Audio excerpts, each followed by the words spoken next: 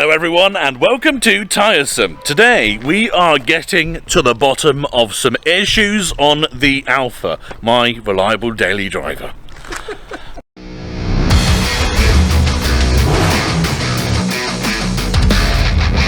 Now, firstly, before we do start picking and poking, I just wanted to point out something, and that is, I had quite a lot of negative comments on the last video regarding the Alfa because I was saying that the Alfa is so unreliable and shit, and the defensive comments are saying, well, at 20 years old, it's neglected, what do you think is going to happen?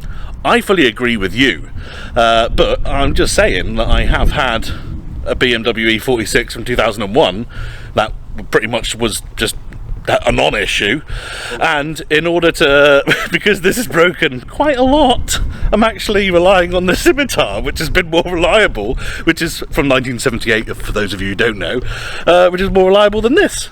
So I'm not bashing the car in any way. I absolutely love it when it does work. The interior's amazing, the engine's gorgeous.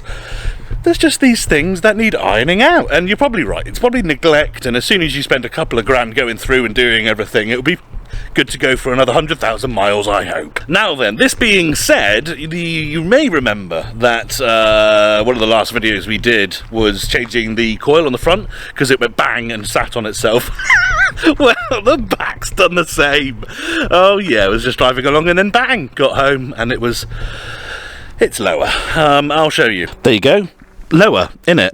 There's that side, and here's this side for a bit of comparison, but Tim and I agree that this is actually lower than it would be if that side was normal ride height. So what we're going to do is jack the whole car up, go through, nut and bolt check absolutely everything, all the bushes, everything like that, obviously find out what that is. Actually other problems, I know, on my car? This window falls down. It made a bang, sounded like a window breaking, but as you can tell the window's not broken. So either the regulator's gone, the bottom of the window's broken. Probably unlikely. I've never seen one of these safety windows just partially break. They're sort of made to go properly. And then this rear window doesn't go down at all. So we've got a right selection there. But by the end of this video, I want it back up on all its springs, a bit of maintenance done underneath, and both the rear windows functioning as they should be. Okay, let us get the car up in the air. Actually, what do you think? Shall we start on the windows? I'm going to start by doing the windows. That is because once the car is in the air, we'll probably just leave it in the air until I've got the right parts on order and everything, and then we'll fit them and whatever. But yeah, we'll start by getting the door cards off maybe and seeing what the problems are. And I did do plural then, did you know? Problems are. I mean, the one that doesn't go down could just be a fuse or something. Let's check it out. A little update for you. We've gone through and checked the fuse box, which is the one to the right of the steering wheel, for the fuses for the rear windows. Both the fuses look okay. We've swapped them over, but the issue's still there. We've tried the driver's door switch and also the switch on the actual rear door itself. That still doesn't move. So we've pretty much ruled it down to the fact that it's got to be a regulator or a wiring issue, which is why we are now taking apart the door cards. I say plural because I'm working on this one here. I know, lovely, isn't it? Okay, so neglected is probably the correct word for this. We've taken off this door card, which is the one that I heard go bang, now the window slides down. And well, we're still working on that one. We will get the internal door card off, if you like, whatever it's called. We'll reveal what went bang and, well, why it falls down now and doesn't go up and down. But this one's very special. So there is supposed to be a motor in there where that white sort of gear is there, and there's not one. And this cable tie here has been put in place to stop the window falling down. So it's very likely that this one suffered the same fate as the other one, and just as a quick fix to sell it, they just made the window stay up. No one ever checks the windows. Well, they were right, because I didn't. I actually checked the front ones, I didn't bother checking the rear ones. Yes, my failing. But Well, very interesting. We will have to take it apart to see, well, exactly what went wrong. Unfortunately, we've already checked, and the motors are not ambidextrous. I was hoping if that one's a working motor, we could swap it on this one, have one working door, and then just fix that one as a whole. But we'll have to look further, because Tim's got his ratchet there, so we can get these interior panels off. Right then, as Tim just fits, and look at this little system that he's devised for keeping the windows up when the regulators are taken out. Here we go. So the issue was the regulator, no, the motor on this side here was gone, literally gone. As you saw, it wasn't present at all, so it probably failed, then someone bodged it together for sale. That's fine. I've had a look on eBay. You can get them for around 30 quid, but I mean, I would like to get a new one, to be honest. I don't really fancy going for a second-hand one and then it breaking a couple of months down the line. So this side had a broken regulator. However, there is one little thing, and that is Tim had to, for scientific reasons, break one of the regulators in order. The regulator that worked. He broke the he did break the one working one, yeah. So now we need a motor and regulator for this side, and a regulator for the other side. The regulators you can get on eBay, brand new, 20 quid. So not too bad. That's the broken regulator. It is the broken regulator. Top hat bit. The little top. I don't know if you're recording then. The little top hat there is meant to be in here where the other one is. Train! It is, isn't it? So the little top hat here is meant to be sat in there with the other one, and that's actually just cracked. You can see it's cracked. The trouble is it's brittle, 20-year-old rubbish, cheap Italian plastic. It's not cheap or Italian. Talking about yourself again. The issue is that those brand new ones for 20 quid are going to be very tight every time. Problem is that, as Tim was saying, the plastic on these old Alfa regulators is getting really brittle. Those 20 quid replacements are going to be very Chinese, I imagine, so hopefully we can be somewhere happily in the middle. But that being said, we're still under 100 quid, and we've fixed both back windows, hopefully for, well, many years to come. Now let's get the car in the air and kind of figure out the main thing. Plus, we're just generally looking at corrosion, as I said, nut and bolting it and everything. I want to do my due diligence and sort of, the car is supposed to be reliable daily, and there is no reason why it shouldn't be. We just got to do a little bit of maintenance. And now we know people are out there cable tying the regulators so the window stays up. That gives us a bit of a reflection on what sort of owner this had previously. Hopefully it doesn't extend any further, but you never know. So, this is the driver's side, and you can see here is what looks actually like, there's actually almost a sticker on it. I'm not sure if you're going to be able to make that out, but there is a sticker on it even, so that shock has actually been recently replaced. Take note of the crust. It is rusty, so what we're going to do is put an order in for the part we need, as well as this one. As you can see right here where my finger's pointing is where the mount should be, holding the spring up so it's compressed. So indeed, exactly the same as the front one, that's rusted through and just the spring has gone pow, and that's why it's dropped. So it's exactly the same issue. So someone has replaced these shocks just as and when. You should really replace these and any brake components together in pairs, but oh well, as we can tell by the bloody window regulator boy, even though they did splash out on tyres, yeah, they didn't splash out on maintenance stuff that keeps your car on the road. So whatever. As you can see, the whole rear subframe is, I mean, well, that exhaust fixed there, don't know, I'm guessing there was a hole in the exhaust and now there isn't. But whatever it is, yeah, some questionable stuff. Probably won't be towing it from that anytime soon. But yeah, just generally, I mean, I know it looks horrific actually, probably does on camera, but wire brush, a bit of wax oil or some sort of rust converter-y protector stuff, and that would actually come up bloody lovely, I reckon. And yeah, as I said, that shock on the driver's side is basically new, so we don't need to touch that. We just need to do that one, let's get ordering. Developments. Oh yes. So, we've got to order 2 window regulators, 1 window motor, and a coilover or shock or something like that. I don't know. In hindsight, had I known that this was going to be an ongoing issue and we were going to have to do the fronts and the backs and probably, you know, whatever, I may have just ordered a relatively high quality set of coilovers, just be done with it. But we're in too deep now. Let's keep going. Cut to, well, a few days from now when some parts have arrived. New Dirtiest Job Award goes to getting these felt liners off. They are harvesters of sorrow, as Metallica would say, or harvesters of dust, as I say. Yeah. What we're going to do, though, Tim's got his new toy. We've got to hook it up and give him a blasting. Also, look at this. I know that subframe looks terrible, and we will wire brush it down, give it a good hammer writing and stuff. But when you take the aligners out, oh, bloody new under there. God, bloody new. It's bloody new under there.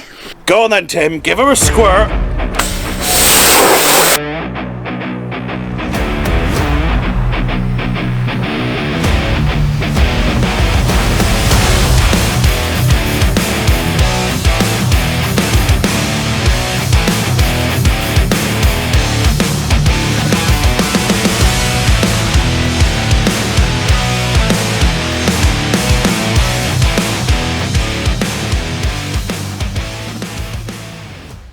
And there we go. Look at this. It's all been blasted back. I'll get the camera in there. Let's show you what it looks like. There we go. It's the same, but wet. Yeah, and it's actually quite good. It took lots of flakes of rust off, things like that. And we are now prepped. We are now prepped and ready for the new parts to arrive, and then we can slap this side on and do the windows, and we'll be back up and running in no time for less than a couple £100 easily. I'm looking forward to it, man. I miss this car. Okay, it is a few days later. We have received everything we need for this end of the car. That is 1 shock absorber, 2 window regulators, and a window motor. I say this end of the car because we've got to talk about the front end once this end's done. That might be a whole kettle of fish, we'll see. But Tim, I'm giving you the option. What do you want to do? Do you want to do getting the old crusty shock off, separating the spring and everything, then putting it on the new one and trying to put it back in?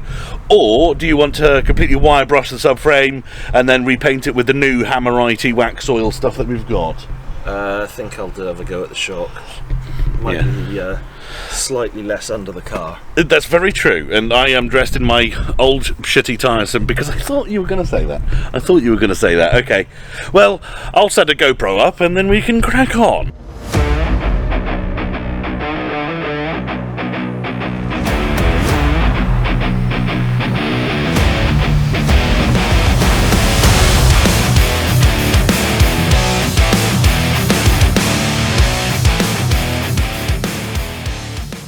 Okay, everyone, it is actually a couple of days later, because I shit you not, as soon as we said, right, let's go, it belted it down with rain. Fun stuff. As you may notice, I've got some slight discoloration to my face. I've been wax oiling. Oh yeah, I'll show you that in just a second. Seriously, if I had any more black paint on my face, we'd have a legal issue. Now then, going on. Tim has been a very busy boy whilst I've been wax oiling. He has been disconfiguring the shock. The shocky-doo-doo-bar, which has 1 bolt down the bottom, as I think most shocks do, but it has then 4 male Torx heads at the top, which we thought, oh, brilliant, that's great news. It's all under the car. We won't have to do anything else. No, there's one inside as well. Well, there's one inside the boot as well. We've done and watched a video, and there's one inside too. So now we do have to take everything out, and, well, including some of the interior. So obviously we're working with this side here, and I think there's just like there's a single big bolt in the middle, or nut, sorry, in the middle of the strut. You can't even see my wax oiling yet. Let me get under. Actually, no, sod it. You can just see it at the end when I finished it all. Seriously, I am become blackness. This is the level that Tim and I work at, by the way.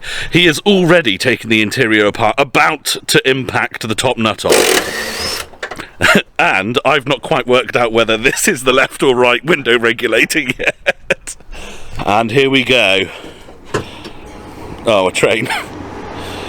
Beautiful.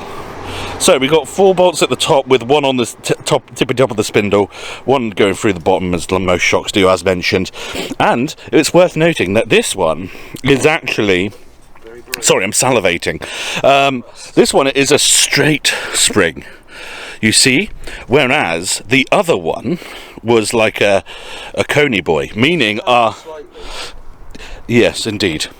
So our spring compressor should work okay on this. What? I don't think so. I think ours are too wide. You think ours are too wide? This is quite a tight coil, isn't it? Well, that will be the next problem. Let's have a look, see what they look like. There you go, that's what I was trying to dictate. You see it sort of, the coils are big and then they go smaller. Yeah, but this is all small. Maybe ours won't fit. Let's have a look. Go on, Tim, release the fury. Nothing happened.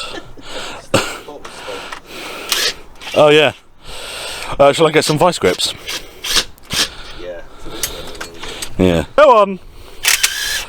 There we go. Beautiful. No one died yet. Nope, no one died. Okay, good. Oh, he's got his sleeve off, look. Beautiful. Okay. Unclipping the vice grips there. Oh, beautiful. And then we're talking spring off, okay? Now then, that shock absorber is going in the bin, isn't it? Look at that. Very sexy.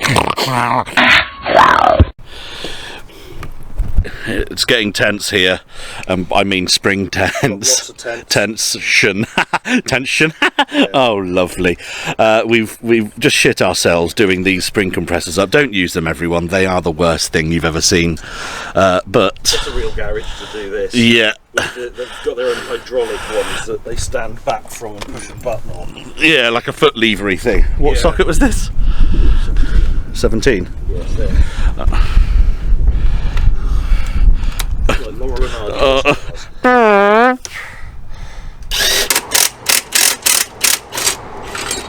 Something hit me in the knee then. It looked like a bit of metal. It was probably fine. Well, yeah. 1 bolt in the bottom, 1 in the top, fucking 4 useless ones around the top as well. The only thing is, of course, it's now offset. So. It's now offset? Well, it is offset anyway. Oh, that's all right. Yeah. That's how he's designed, isn't it? Yeah, let's see if it will. Right, problem number 67 of the day is that the spindle at the top there, the very, very tippy top, is, as you can see, poking out. And we've tried standing on this and it won't go down low enough, so we're undoing the anti-roll bar at the back. So Tim is battling with the likes of that, and I am going to return to trying to sort regulators out, unfortunately. So, the things have happened since. You look at this first of all. Tim's been working very hard on that, but I'm going to walk away immediately. Look, everyone. That is a window regulator vaguely in place. Isn't that great? But yes, obviously the big news is that Tim has got it in. Beautiful. And as you can see, we've used the what they call the Widowmaker jack there to sort of get it to raise it up enough. Or sorry, to lower it. We were jumping on it. We had a pry bar in there and I was jumping on it. I know I'm a big boy. You would have thought that would have done enough, but no. Getting the jack in there was better. Also using the spring compressors back on it again, and taking the anti-roll bar off, but he's done it. It's now a case of putting the bolts in, nuts on, and that, and the interior fucking back in, and then he's going to be done. I'm going to carry on regulating. I've done a thing. There's a motor in there now and everything. The window's not up though, so shall we see if I give it a little hint of desperately trying not to touch my lovely paint with my wax oily fingers. Josh will absolutely destroy me. Now, a car has been sat for a little while, and this car does not like to be sat. So, Oh, fuck. This could either mean it's got no battery for anything at all, but I don't know. Let's have a look.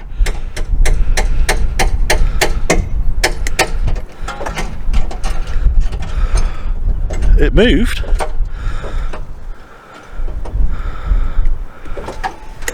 Oh, there we go.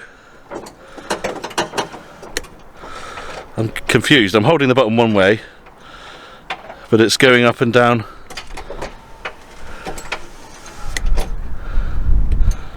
There we go. And then down. Beautiful. Up. Or down. Or up. Nice. That's one done. I'm a mechanic. Hello and welcome to Regulators with Michael. I'm going to show you how to fit a regulator perfectly every time. Firstly, get your Chinese regulator. Spray it with some extra grease because they never put enough on. Also because I would really like to not do this ever again. I probably will though, because as I mentioned, these are Chinese regulators. Right, now that that's lubed, we can take our screws off, which luckily these Chinese regulators come with new screws, because as Tim just mentioned, just as well, because this door didn't have a motor in it at all, so we don't have the screws. I am going to find the hardware, which Tim would have placed somewhere very nicely for me. So probably on the floor. No, I mean, when he took it off. Oh, on the floor of the car? Yeah. No, there's a jerry can there. Oh, is it? Oh. Hello and welcome back to Mike's Radiator Regulators. We've got the nuts now. Basically what happened was, because Tim had to take part of the interior part, you have to put the seat down. He put the seat down on top of the hardware that he left there last week. Right, now then, we make our door card dangle. Is that a door card? Skin? Assembly? Interior. Flilturger has to dangle. Okay? Now then, we've got cable ties kicking around on here, okay, baby? Now those cable ties stay there until the motor goes in. I'm sure that was in focus. Lol. Now then, it goes in obviously, so with the grit of the way up, the way the window slides in. There, yeah, that's that. But it goes the other way, like so. This one actually has little plastic bits on the threads that we screw onto, which is lovely. Fun for the family. Okay, brilliant. I then have to stand in the way of the camera. Sorry about... Oh no, I don't think I am. There's a hole at the top. There we go. Gonna thread them in there. Just a couple of threads on, you know. Then a hole down the bottom as well. Come on, Terry. Oh fuck. I'm close, I'm close. There he is. Just finger tight though, yes? We're talking a few threads on, so it holds it into place. At this point, I'm going to seat this in a door card shell, whatever the hell it is, in place. Watch out for your paintwork! If your door card's a bell slice, you might have to use a bolt to hold it in place. Yet again, finger tight. And now, I should be able to release our suction mechanism here, which wasn't sucking at all. And then we can lower the window, okay? And we're going to push down. We should see. So we've got in there, you've got a little inspection hole, haven't you? Look at that. And if I push down on the window a little bit, you can see we're actually pushing that mechanism down. Okay, so here we are. We're just going to release the suction from here. Oh, fuck. Come on. Oh, come on, baby. Stop it. Stop it, it's so naughty. Come on. Yes. Okay, window's already on his way down. And we should be able to, indeed, see, yes, inside there. That's on his way down. And look, now the motor's there. That's what I was missing last time. And if I push down, you see it spins. And what we're going to do is push it down, push the glass down, and it'll bottom out. And what we're going to do is then just apply a bit of pressure, a bit more. There we go. Oh, did you like that? I went for like a jerkiness approach rather than just brute force. Now what I can do is cut that cable tie, attach the motor, which hopefully is for the right side, that I found on eBay for £17. Then plug it all in, bolt it all in, and we'll test this. This could be the first time this window works in my ownership of the vehicle. We'll see. Okay, everyone, place your bets. Will my cheap second-hand motor work?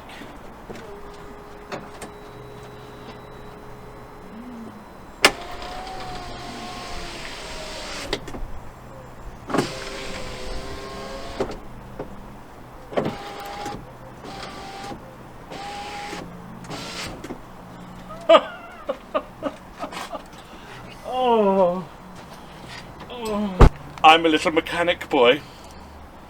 I'm covered in shit though.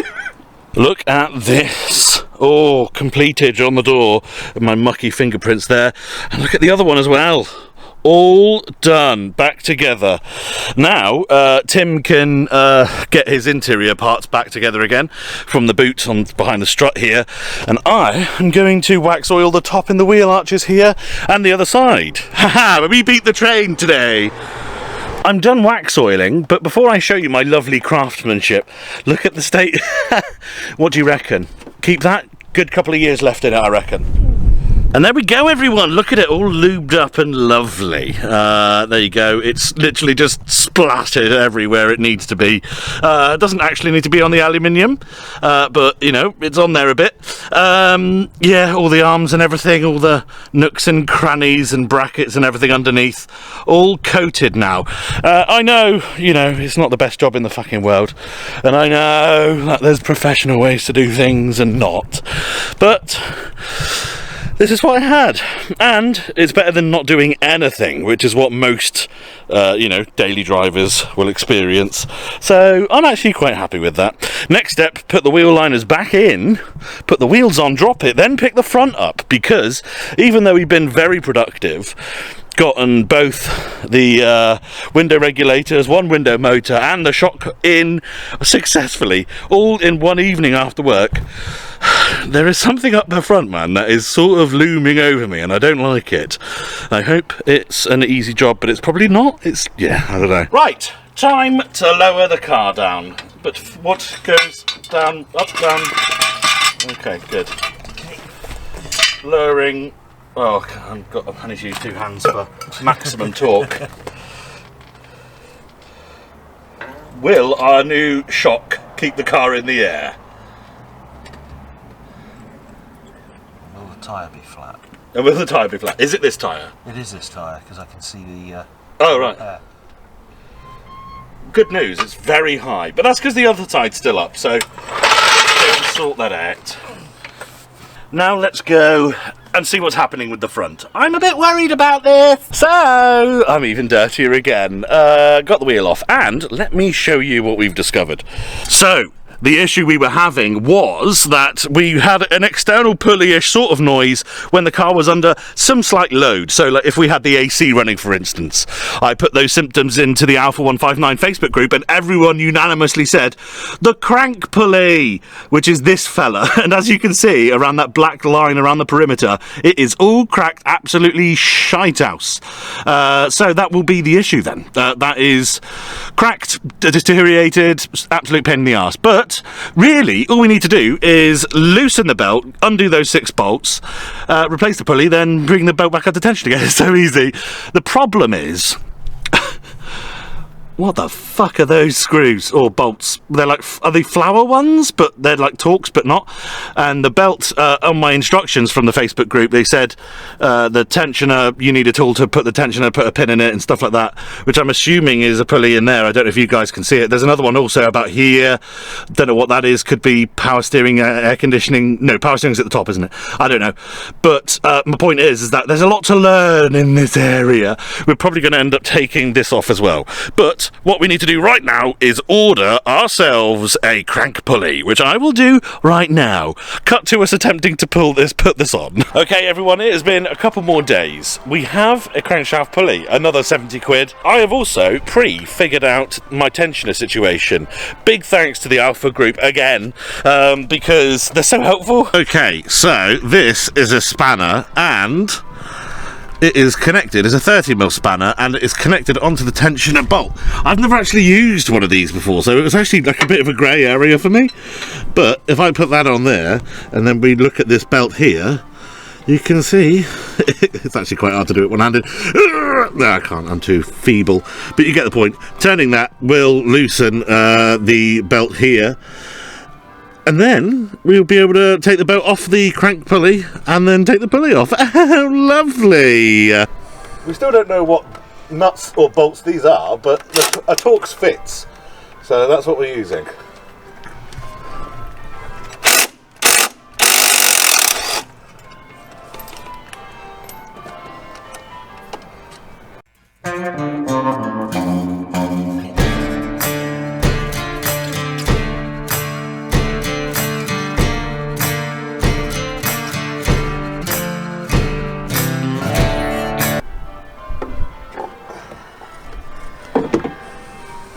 There we go, a crank pulley, and you can see, as you saw previously probably, it's quite munted in there. That rubber's deteriorated and cracked. That's what it looks like on the back. Now let's have a look at our new one, shall we? So it looks like this pulley is actually almost completely separated into two bits. That'll be why it's making a noise then. Okay, so new crank pulley is on-ish. We've got one bolt in, and we're just going to be putting a little bit of Loctite on each one. That's quite large, on each one, and then we'll nip them up, and that'll be in place. And then we'll have to find out how to get the belt back on. Hopefully, it's as easy as it was taking it off. We'll see.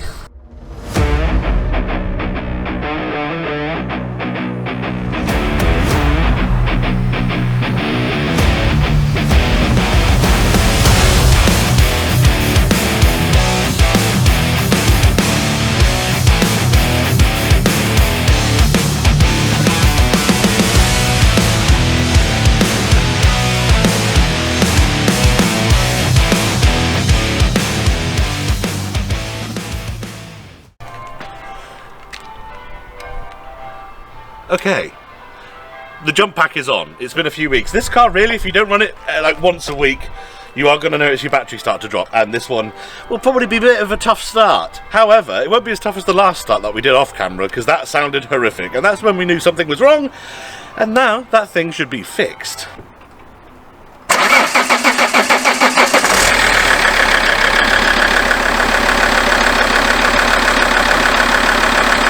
Sounds a lot better. That sounds like it should do.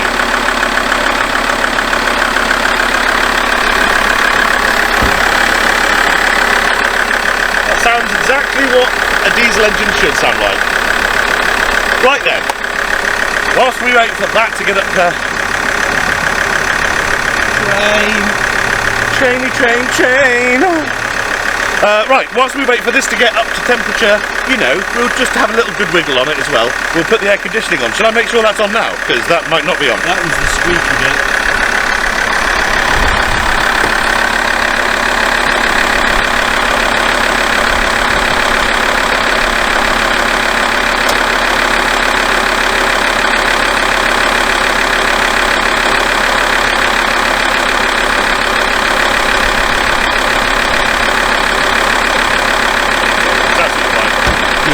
That is fixed. The car's running as well as it did before, and hopefully I'll be able to get into it at this point and go for a nice long drive to Portsmouth and Rugby and Liverpool, because that's exactly what I'm doing in a couple of days.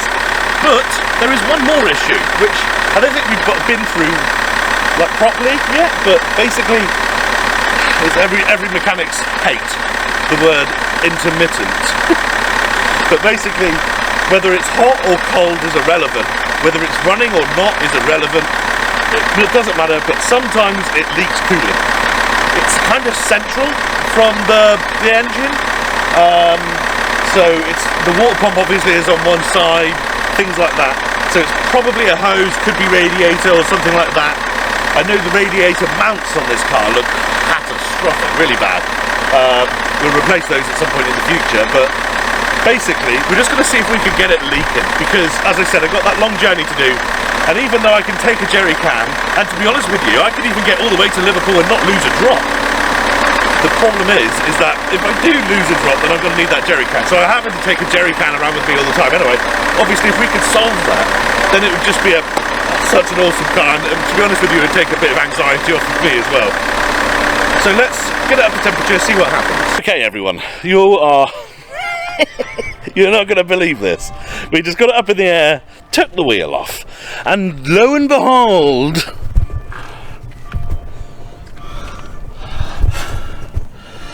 the spring mount itself is actually relatively okay, but the spring itself is snapped.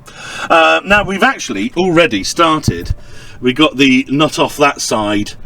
Sorry, I don't know if you can hear me. We've got the nut off that side down there. Got the nut off, you see down there, and that bolt there, which we remember from the other time we did it on the other side, is well seized in place. But the problem is that it's a steel bolt going through alley and the shock, which is steel, so all that metal's corroding into a melting pot of seizing, pleasant, wondrous shite. But we do have this replacement unit, and we were actually going to do it, but it is snapped. But to be honest with you, apart from dropping the height just a couple of millimeters, it's not going to be the end of the world. What we're going to do is take the car for a test drive. Actually, we're going to take the car for a test drive. If we don't notice any clunks, knocks or anything abnormal, we're just going to send it, and we can, because time's getting on today, there's only a couple of days till I need to go, and to be honest with you, Tim and I have been working on this car pretty much what feels like for months.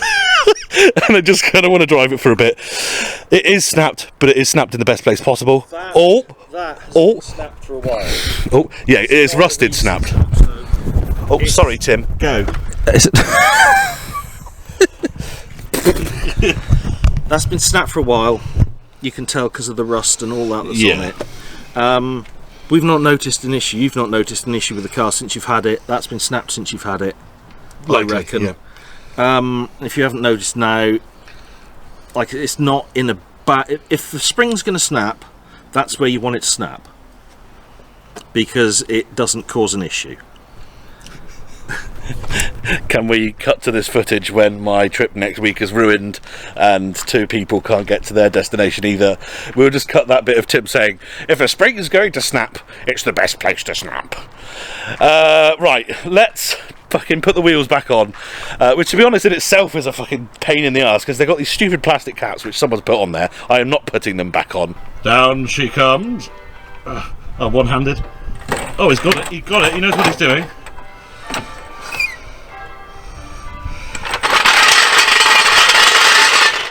Blammo! There we go. Okay, right. Let's close the bonnet, go for a test drive, see what she drives like. Probably fine, because as Tim said, this has been broken for fucking ages. It'll drive the same as it did before. And there we have it, everyone. We have been on a test drive. You can tell by my positive complexion that it went very well. The old coupling clunks and bits and bobs as it settled down. Of course, the brakes had some rust on them because it's been almost a month. Been a while, hasn't it? It's been almost a month since it was back on. Sorry, since it was on the road last. So yeah, a bit of rust on the brakes to get off, but once it had settled down, absolutely fine. We specifically chose some speed bumps and things like that, and it was ruddy fantastic. Even treated it £60 of Sainsbury's finest diesel. So I feel a bit hypocritical in some ways, because there's a train. As I was saying, I do feel a bit hypocritical in some ways. We know that there is an intermittent coolant leak. By the way, it hasn't leaked a drop since it was parked here. We filled it up before, whilst we did our pressure test earlier, we filled it up then, didn't lose a drop. We just drove it round, hasn't dropped any coolant at all, so I don't know what the hell. I mean, as I said, it's intermittent, but I didn't realise it was that intermittent, that it could actually just not exist for a while. Anyway, yeah, I obviously said it's annoying that someone's neglected this car, and now here I am driving it around knowing that there's a cracked spring and an intermittent coolant issue. But both those things are livable currently, and I will fix them. The spring is definitely going to be replaced. We'll just do the whole shock unit the same as we did the other side. And the other good thing about that is we know that the spare one we got came off the same car as the one that's currently on the Alfa, so then that means they'll be both matched to each other, ready for a pair swap in the future. Maybe if they do need to be done again, well, they will do eventually. But I tell you what, going out driving it just for 10 minutes, literally had to go to deliver a package and get some fuel, of course. And this thing is so good to drive. It's comfortable, a little bit sporty, you know. Oh, it's beautiful, isn't it, Tim? It certainly is. It certainly is. He doesn't like it. He likes his van. I like this. Beautiful. Thank you very much for watching, everyone. See you next time.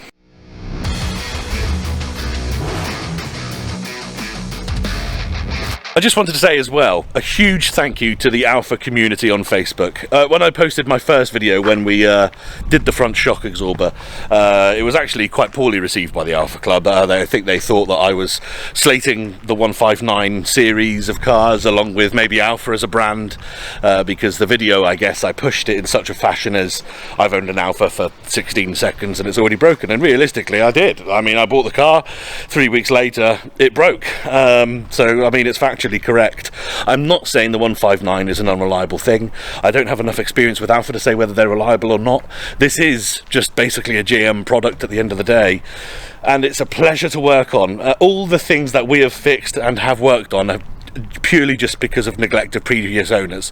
So I apologise if you're among those people that thought that I was sort of hating on that. I really am not. I'm loving this car, I'm loving the brand. I get it. They're such special cars, just a little bit of extra spice here and there. I think if this was the 1.9 or the 2 litre 4-cylinder diesel, I don't know if I would like the car half as much, but because it's got that 5-cylinder, bit more power, makes it somewhat unique as well. Not unique, but different to the other stuff you find on the road. I don't know if it had that 2 litre. I don't know if I'd love it quite so much, but anyway, this 2.4 I'm in love with. Don't worry, I'm going to spend the money, I will fix it. There's also other people that have just directly been calling me fat and stuff. Someone said if you weren't so fat then you wouldn't need to replace the shocks. Well, yeah, I guess that is hilariously funny, isn't it? Joke's on him though, because that was the front right one, which of course was where the driver sits in England at least. But the one we replaced in this video is the rear left, which isn't where I sit, so fuck you.